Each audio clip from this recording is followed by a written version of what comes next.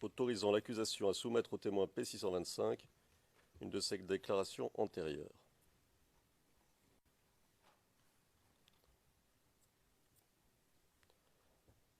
Le procureur interrogeait le témoin sur la teneur d'une réunion qui aurait eu lieu à Cocody. Le témoin répondait de façon claire et explicite à la question du procureur. C'est à la page 30 du transcrit français de la séance d'aujourd'hui. Il est fondamental de comprendre que c'est la deuxième fois que le témoin répond à cette même question. À la page 93 de la version anglaise des transcrits du 7 mars 2016, lignes 14 à 28, le témoin répondait de la même manière. Pardon, c'est la version française, je crois. Version française, pardon, Monsieur le Président. Alors, la question lui était posée ainsi, il y a déjà 2 jours. Pourquoi est-ce qu'on se rencontre à ce moment-là à l'hôtel de ville de Cocody? Est-ce que vous vous rappelez de pourquoi il y a cette réunion, du contenu de la réunion, de manière générale?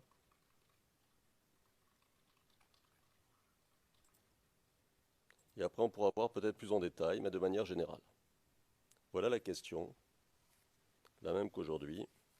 La réponse était la même qu'aujourd'hui.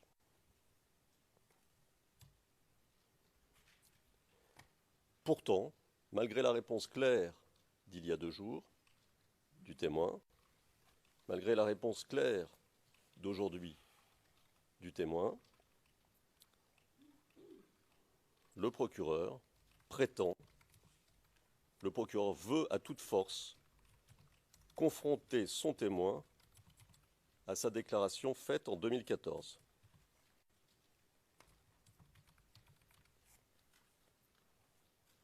En réalité, il tente donc de mettre en lumière d'éventuelles contradictions entre la déclaration du témoin de 2014 et son témoignage d'aujourd'hui. C'est exactement la même situation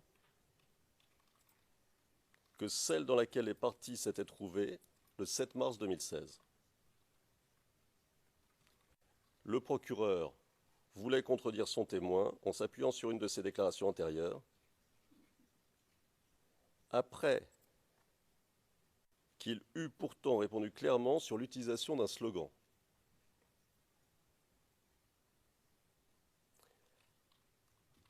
Concernant cette utilisation du slogan, la question posée autour de l'utilisation du slogan, je rappelle respectueusement à la Chambre que la Chambre avait retenu l'objection de la défense à ce moment-là en disant qu'une confrontation telle que la demande le procureur, telle que la demandait à ce moment-là le procureur, n'était possible que dans l'optique de déterminer l'hostilité du témoin.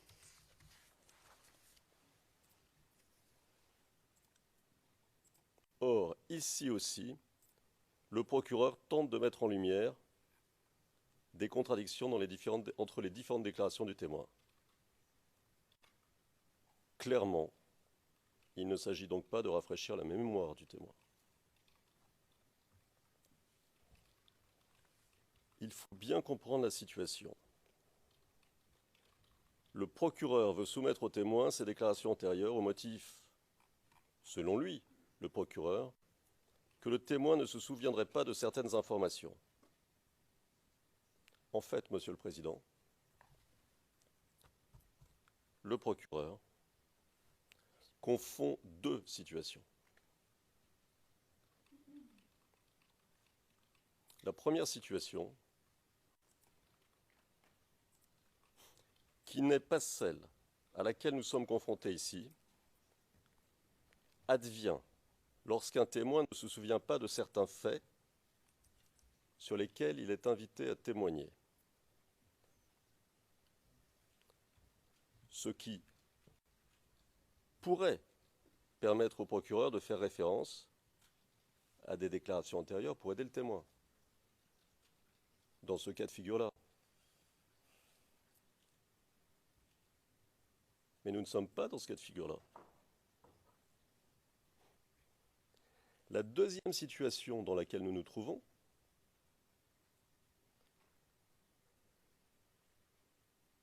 c'est lorsque le témoin tient des propos en audience que le procureur estime être en contradiction avec des déclarations antérieures. C'est le cas de figure dans lequel nous nous trouvons.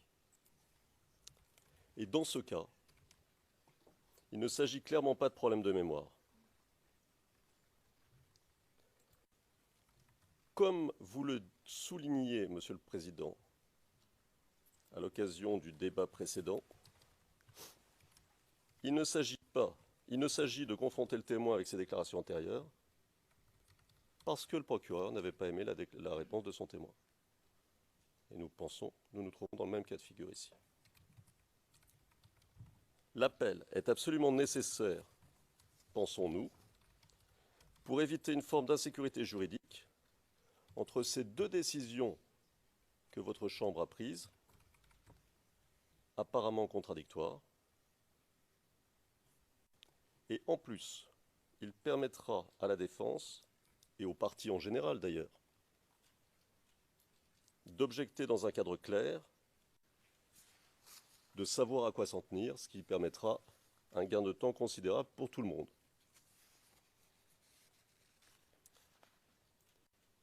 La pratique qui a autorisé la Chambre, en autorisant l'accusation à présenter une déclaration antérieure au témoin,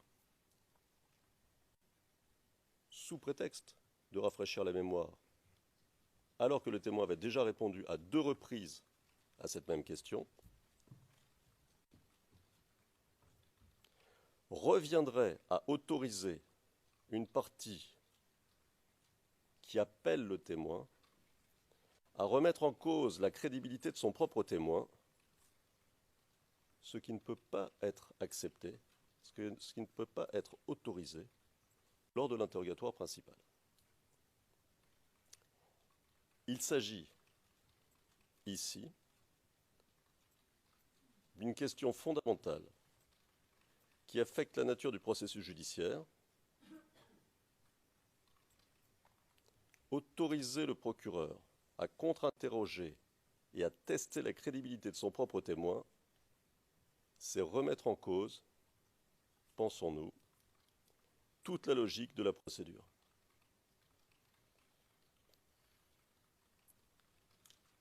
Pourquoi ? Parce que la décision de la Chambre permet au procureur de contourner la procédure telle qu'elle a été posée par la décision sur la conduite des débats, selon laquelle la partie appelante peut demander à la Chambre de faire déclarer un témoin, son témoin, comme un témoin hostile. La logique de la procédure, telle qu'arrêtée par votre Chambre, est la suivante. Le procureur doit au préalable,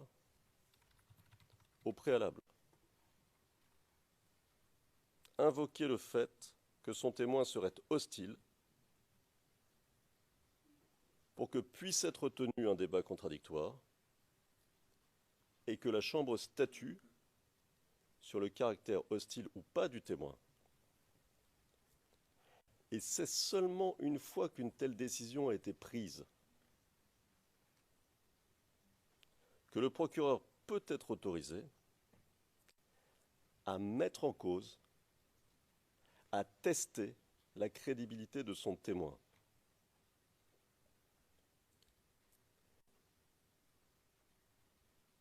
En outre,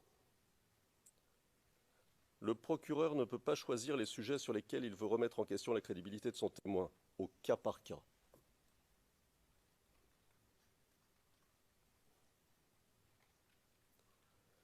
Comme il l'a avancé, hors de toute procédure claire,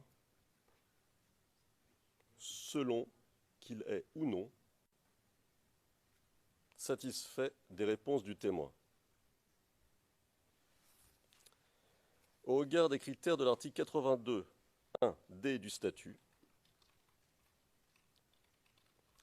la défense estime donc que la question de la possibilité pour le procureur de pouvoir tester la crédibilité de son propre témoin sans qu'il y ait eu au préalable de décision de la Chambre sur le fait que le témoin serait hostile ou pas, découle de manière évidente de la décision attaquée. Par conséquent, la question nous semble requérir une résolution immédiate de la Chambre d'appel. C'est une question fondamentale de procédure qui remet en cause toute la logique judiciaire. De plus, si le procureur était autorisé à procéder comme le permet la décision attaquée, pour ce témoin comme pour d'autres témoins à l'avenir, il pourrait alors introduire, peut-être, des centaines de pages de déclarations. Des centaines de pages de déclarations au cours de l'interrogatoire. Ce qui risquerait d'affecter de manière considérable la célérité de la procédure. C'est pourquoi il nous apparaît qu'une résolution immédiate de la question par la Chambre d'appel est indispensable. Si le procureur était autorisé à continuer son interrogatoire sur la base d'une décision qui pourrait être remise en cause par la Chambre d'appel plus tard, cela pourrait remettre en cause tout le témoignage de ce témoin et par conséquent affecter le jugement final, dans la mesure où ce jugement serait fondé d'une manière ou d'une autre sur le témoignage de ce témoin. C'est une demande d'autorisation de faire appel exceptionnelle que nous vous soumettons aujourd'hui, Monsieur le Président, Madame, Monsieur, parce que c'est une question qui nous semble cruciale.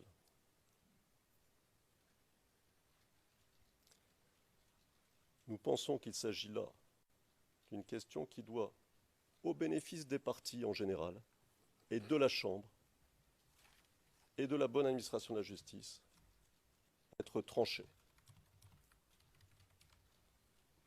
Et c'est la raison de notre demande.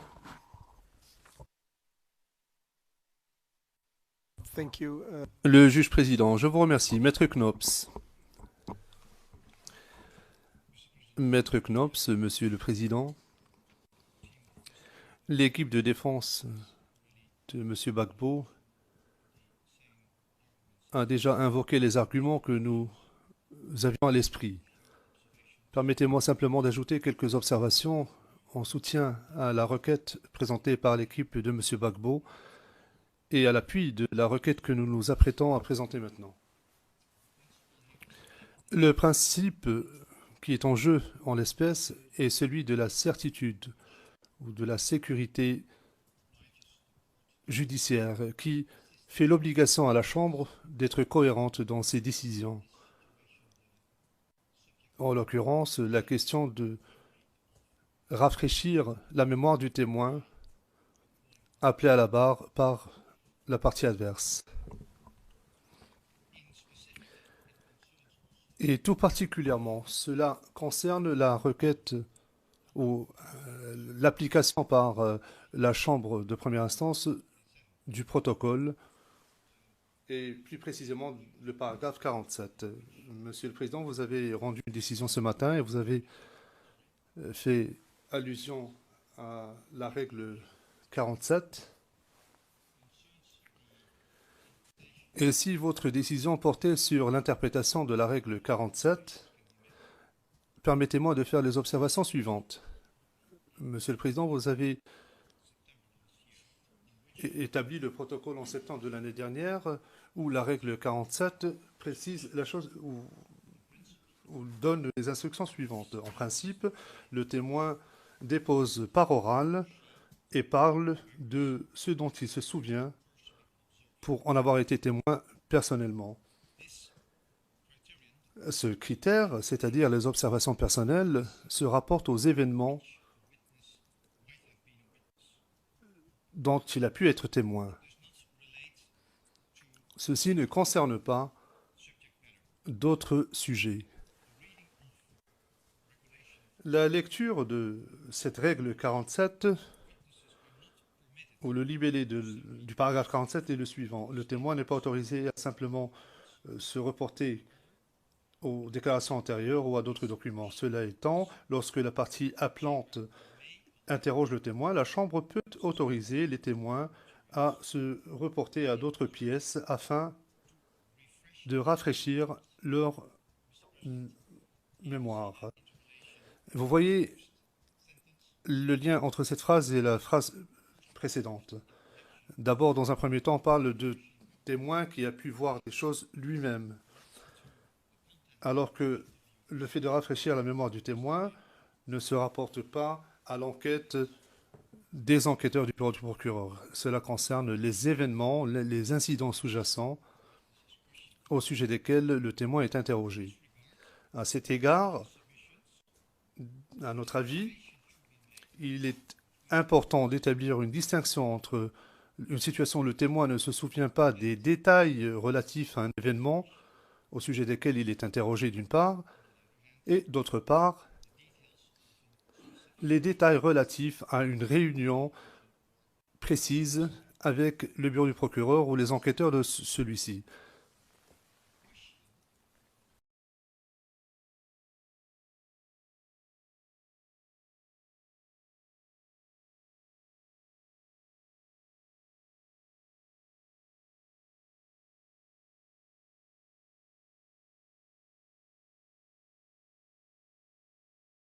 En l'espèce, la question qui a été posée au témoin concernait ses souvenirs personnels, ses observations personnelles relatives à la réunion à l'hôtel de ville. La question a été posée au témoin hier, 8 mars, dans la transcription française, page 93, ligne 14 à 23, et le témoin a apporté une réponse concise concernant ses souvenirs et ses observations personnelles, au sens du paragraphe 47. Donc hier, il n'a pas été jugé nécessaire de rafraîchir sa mémoire. Aujourd'hui, la même question lui a été reposée. Et de la même manière, le témoin a répondu. Puis, une autre question a été posée. Elle se trouve à la page 31 dans la version française du compte-rendu. Ligne 12 à 14. Can you remember the La question était celle-ci. Est-ce que vous vous souvenez des détails de la réunion avec les enquêteurs du bureau du procureur? C'était la ligne 15 et la ligne 16. ce que vous avez dit à ce sujet, les détails de cette rencontre. So this is clearly different. Donc, c'est différent, puisque le témoin a déjà répondu en disant ce dont il se souvenait au sujet de cette réunion. Et maintenant, la question est de savoir s'il se souvient de ce qu'il a pu dire aux enquêteurs à ce moment-là. Et c'est une autre question. Il ne s'agit pas là de rafraîchir la mémoire du témoin, puisque le témoin a déjà répondu à cette question à 2 reprises, en parlant de ce dont il se souvenait s'agissant de la réunion à l'hôtel de ville. Et il n'y avait pas de lacune à cet égard. Par conséquent, nous estimons que le fait d'autoriser l'accusation à opposer la transcription de son audition au témoin serait une violation du paragraphe 47. En conséquence, nous pensons que la Chambre devrait autoriser la défense à interjeter appel de la décision relative à l'interprétation du protocole relatif à la conduite de la procédure pour assurer une plus grande sécurité judiciaire. Le président, merci. Madame Massida, Maître Massida, nous serons très brefs. Pour ce qui concerne le premier argument, nous estimons que la défense n'a pas défini le problème. En ce qui nous concerne, la question est très simple. Il s'agit de la mise en œuvre de la décision de la Chambre relative à l'utilisation de déclarations antérieures afin de les opposer aux témoins. Par conséquent, il ne nous semble pas qu'il y ait de problème découlant des instructions données par la Chambre ce matin en réponse à l'objection soulevée par la défense. Ainsi, l'exécution des instructions de la Chambre This is my second brief observations in relation to ne peut pas faire l'objet d'un appel. Les deux équipes de défense font valoir que la même question a déjà été posée aux témoins le 8 mars, mais en réalité, le compte-rendu d'audience précise bien qu'il ne s'agit pas de la même question.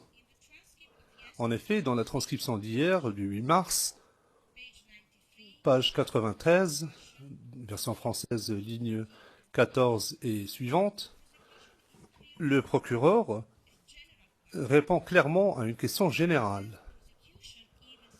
Et l'accusation dit, et je cite, « Est-ce que vous voulez rappeler de pourquoi il y a cette réunion, du contenu de la réunion?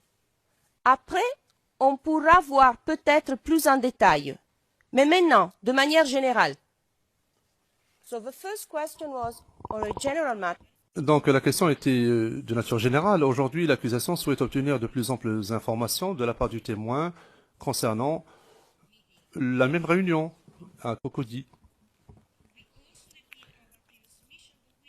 Nous réitérons notre observation initiale. Nous-mêmes, nous avons demandé à ce que la déclaration soit relue au témoin parce qu'apparemment, il ne se souvient pas de l'intégralité des détails qu'il a fournis au bureau du procureur. Et à cet égard, notre position est différente de celle de la défense de M. Blégoudet, en ceci que cette requête est tout à fait conforme au paragraphe 47. Le président, je vous remercie. Représentant du bureau du procureur, Monsieur MacDonald, je ne vais pas revenir sur la décision sur le fond, car celle-ci a déjà été discutée. Nous sommes en présence d'une demande d'interjection d'appel qui, à notre avis, concerne une décision qui n'a rien à voir avec l'équité de la procédure ou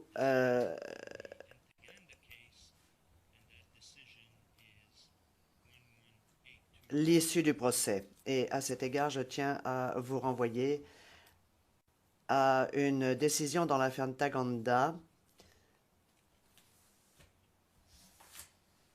qui porte le numéro 1182.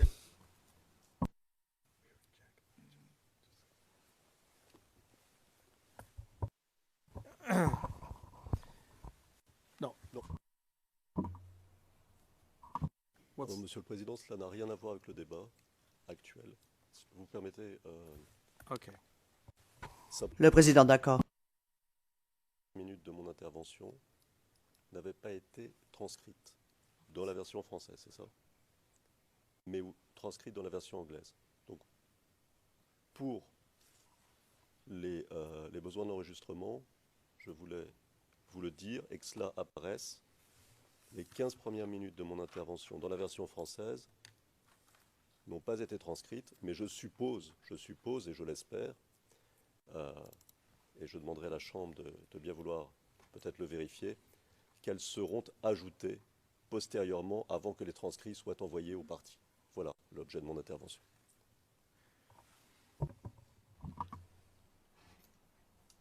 Le président. Eh bien, manifestement, une question va devoir être posée au greffe pour déterminer ce qui s'est passé. Moi, je suis le transcript en anglais, personnellement. Donc, je ne m'en étais pas rendu compte.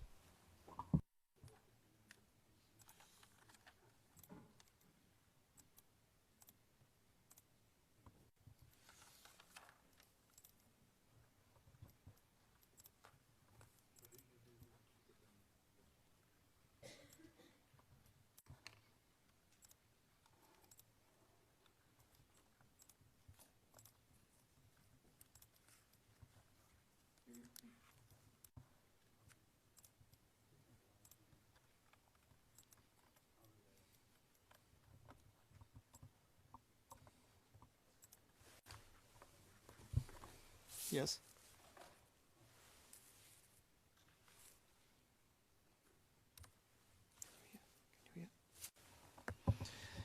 The message is Le président.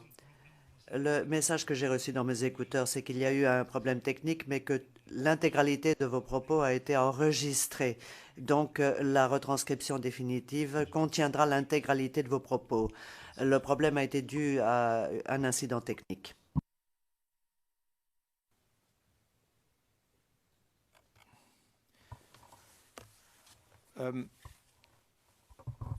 the chamber Le président. La Chambre, ayant entendu les arguments relatifs à la demande d'autorisation de faire appel,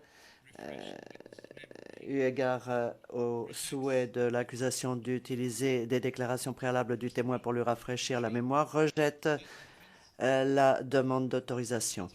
Premièrement, la défense de M. Gbagbo s'est contentée de répéter des positions déjà présentées eu égard à la série de questions posées dans cette partie de l'interrogatoire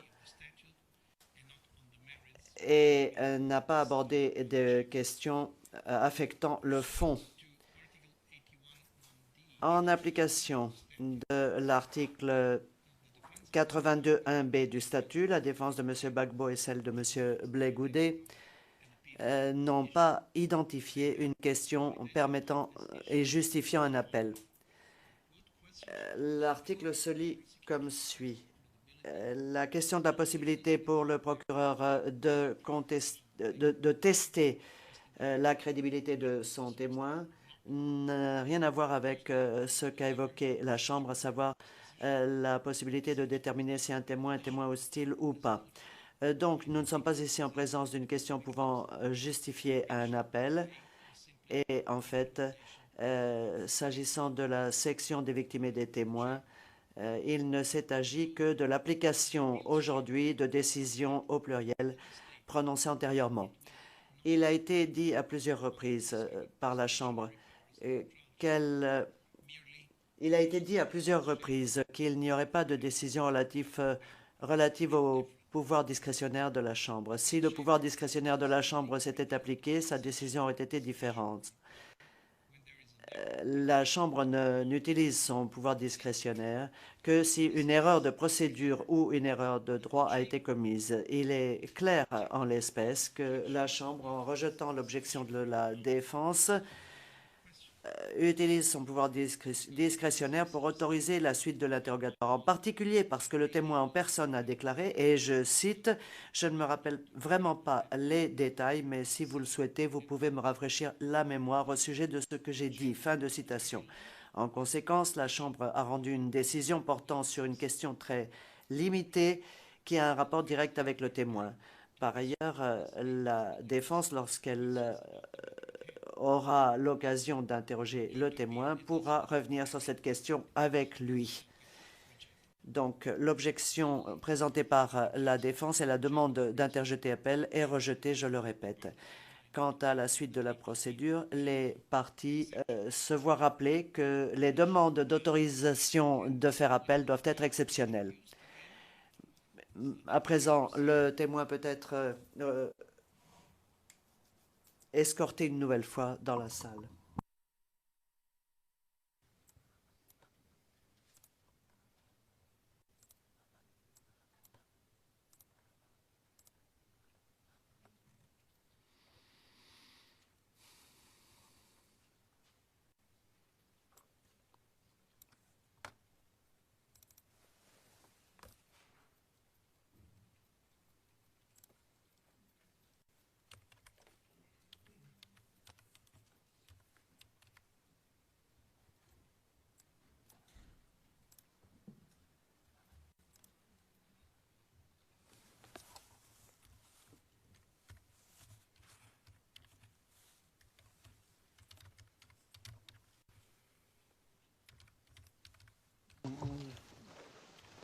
donner.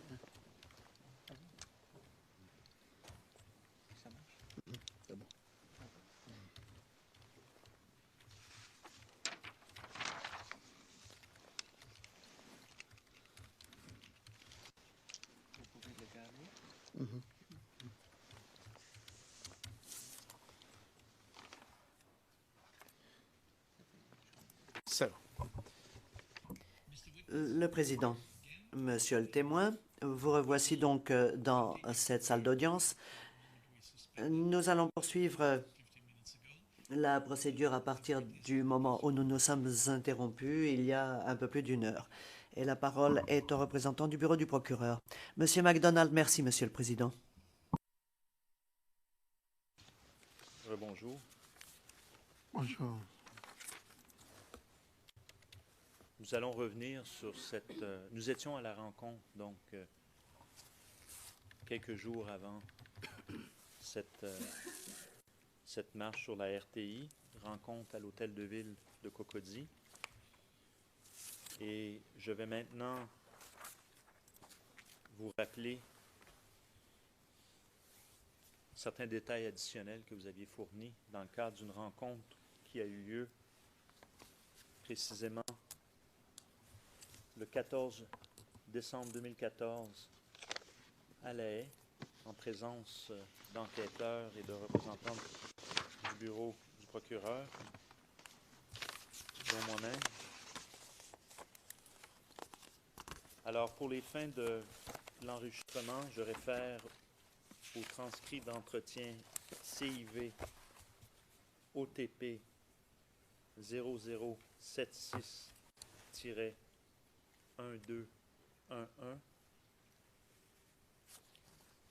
plus spécifiquement à partir de la ligne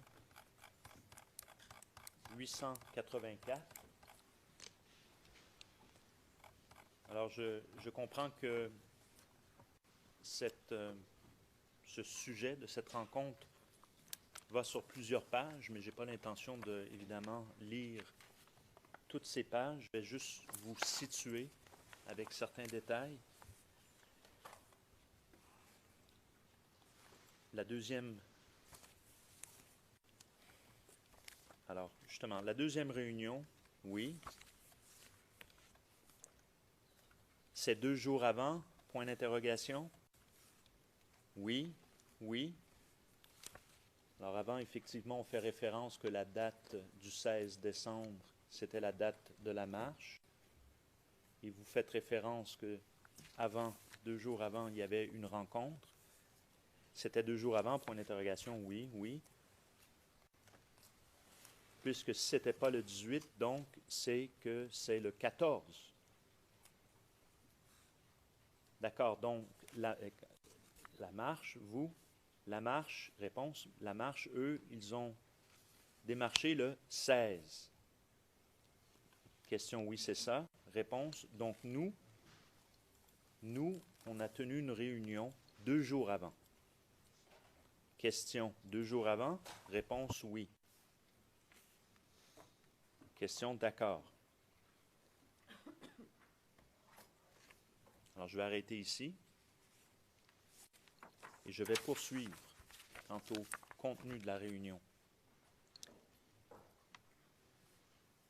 Je vais maintenant à la à la ligne 945.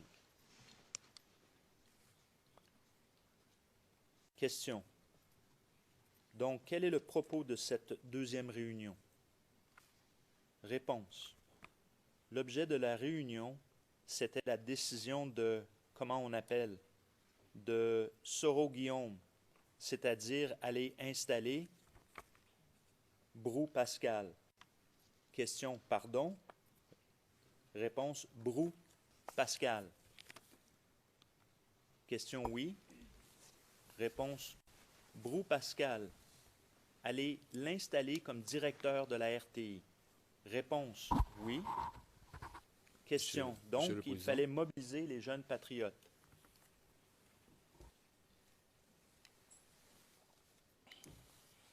Je pense que si nous voulons nous tenir à l'objet pour lequel le procureur voulait relire la déposition du témoin. C'est très précis. Il s'agit du contenu de la rencontre, ce que vous vous êtes dit. Il ne s'agit pas de relire toute la déposition du témoin. Profiter pour lire toute la déposition du témoin, mais il s'agit de rafraîchir, selon le propos même du procureur, la mémoire du témoin sur un point précis. Donc, nous faisons objection quant à la lecture totale de la déposition du témoin. Nous voulons que le procureur se cantonne sur le point précis sur lequel il voudrait rafraîchir la mémoire du témoin. Qu'est-ce qui a été dit exactement lors de cette réunion? C'était de cela qu'il s'agissait. Vous avez même vu que le procureur allait un peu plus loin, profitant pour donner des questions qui tiennent à la date de la réunion, ce qui n'était pas le contenu du rafraîchissement donc de la mémoire tel qu'il a dit.